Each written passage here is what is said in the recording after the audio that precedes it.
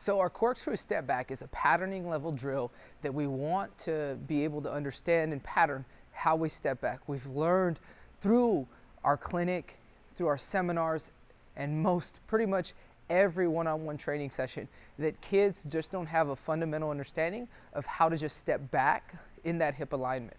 So you'll see a picture pop right up here to my side that'll show you and kind of give you a diagram of the spacing that we want to have. Now, one of the ways we do pattern this is we use tape. Very simple. A lot of times we talk about a power line. Let's consider this kind of like a power driveway.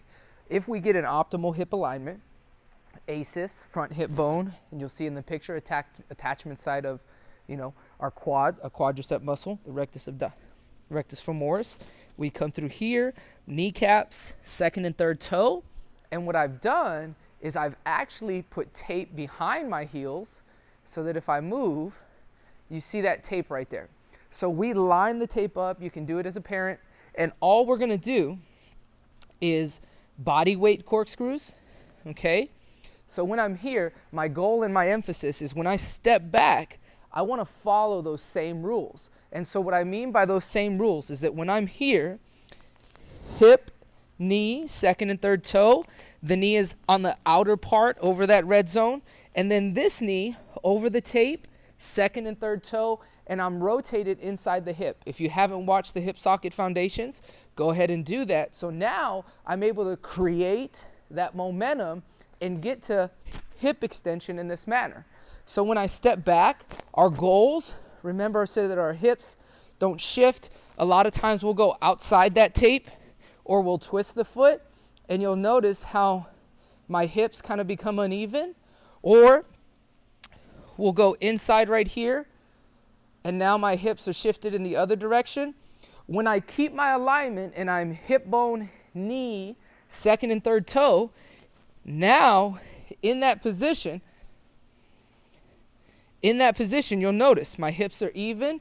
So now when I push, everything is going towards extension with the back hip, and that's where I come over and can get extension with the front hip.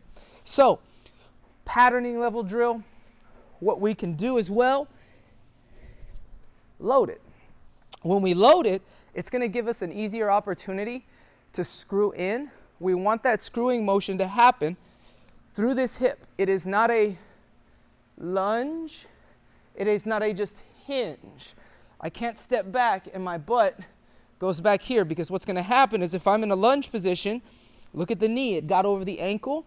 That means I'm going to have to come up first and then come out. I have to be sure that I'm working on that screw, that hip socket foundation video.